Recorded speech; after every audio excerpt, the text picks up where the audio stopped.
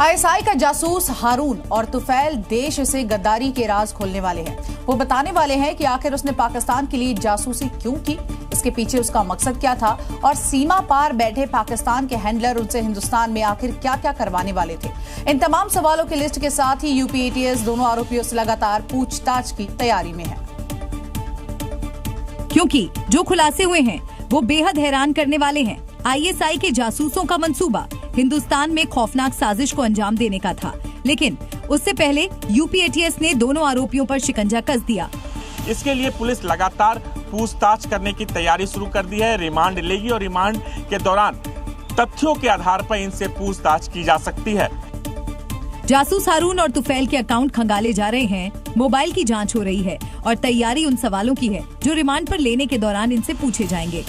जांच अधिकारी पूछेंगे पाकिस्तान उच्चायोग के कितने लोगों से संपर्क थे, मुजम्मिल ने कितने लोगों से मिलवाया, दिल्ली यूपी में किन किन लोगों से मिला, भारत में कितने लोगों ने मदद की और भारत में कहां तक जाल फैला है, क्योंकि तुफैल और हारून को लेकर रोज नए खुलासे हो रहे हैं, जिसमें गजवाए हिंद तहरीके लब्बैक वाला एंगल भी सामने आ रहा है। अब एटीएस की पूछताछ में पाकिस्तानी जासूसों पर सवालों की बारिश होने वाली है। सिर्फ दिल्ली और यूपी ही नहीं बल्कि आईएसआई का जासूसी नेटवर्क गुजरात तक फैला हुआ है। गुजरात एटीएस ने एक ऐसे जासूस को पकड़ा है जिसे हनी ट्रैप के जाल में फंसाकर पाकिस्तानी हैंडलर खुफिया जानकारी हासिल किया करते थे। ये वही आरोपी है जो आईएसआई के हनी ट्रैप में फंसकर कच्छ बॉर्डर की जानकारी सीमा पार भेजता था। अब गुजरात एटीएस इसे गिरफ्तार कर चुकी है और कई बड़े खुलासे भी किए हैं।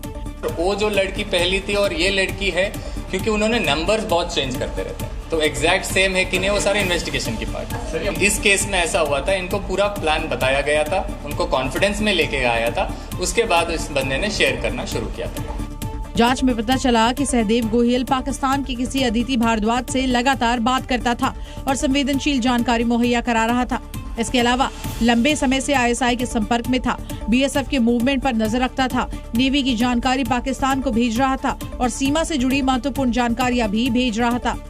इस गिरफ्तारी के बाद आरोपी को अहमदाबाद लाया गया, जहां उससे गहन पूछताछ की जा रही है। जासूसी का जाल सिर्फ यूपी तक सीमित नहीं था, बल्कि दिल्ली, हरियाणा और पंजाब जैसे राज्य भी शामिल है। लेकिन सवाल ये कि देश से गद्दारी के पीछे इनकी क्रोनोलॉजी क्या है और आखिर किस लालच में ये लोग जासूसी को तैयार हो जाते हैं। देश से गद्दारी का सीधा मतलब है लालच या फिर कोई ट्रैप। आमतौर पर लोग पैसों या दूसरे तरह के फायदे के लिए गद्दारी करते हैं। दूसरे वो लोग हैं जो आईएसआई के हनी ट्रैप में फंसकर गद्दारी करते हैं और तीसरे वो लोग जो गजवाए हिंद का ख्वाब देखते हैं और भारत से गद्दारी करते हैं। गद्दारी की वजहें अलग हो सकती है, लेकिन मकसद एक।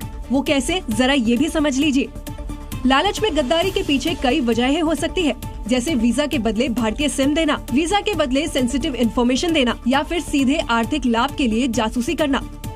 इन तीनों पैटर्न में एक बात कॉमन है, वो है लालच। लेकिन टारगेट कौन होते हैं? जिनके पाकिस्तान में रिश्तेदार हैं, जो लोग पाकिस्तान घूमने जाते हैं या फिर जिनका पाकिस्तान के प्रति लगाव है। लेकिन जासूसी से भी खतरनाक है वीजा के बदले सिम वाला खेल। कैसे, जरा वो भी समझिए।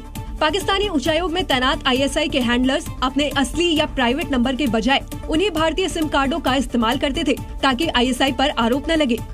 आईएसआई इंक्रिप्टेड ऐप्स जैसे व्हाट्सएप और टेलीग्राम से भारतीय सुरक्षा बलों को निशाना बनाया जाता था। 2023 में भेजे गए स्पाईवेयर सभी +91 नंबरों से भेजे गए हैं, जो आईएसआई हैंडलर्स इस्लामाबाद के साइबर हैकरों को देते थे ताकि वे व्हाट्सएप लॉगिन कर सेना व पुलिस के फोन हैक कर सके। इसके अलावा भारतीय नंबरों का इस्तेमाल आईएसआई भारत विरोधी एजेंडे के लिए भी करती रही है, जैसे दंगे भड़काना। पाकिस्तान उच्चायोग में बैठे दानिश जैसे हैंडलर पिछले 5 सालों से जासूसी के इस रैकेट को रन कर रहे थे, लेकिन अब आईएसआई का खेल समझो खत्म हुआ।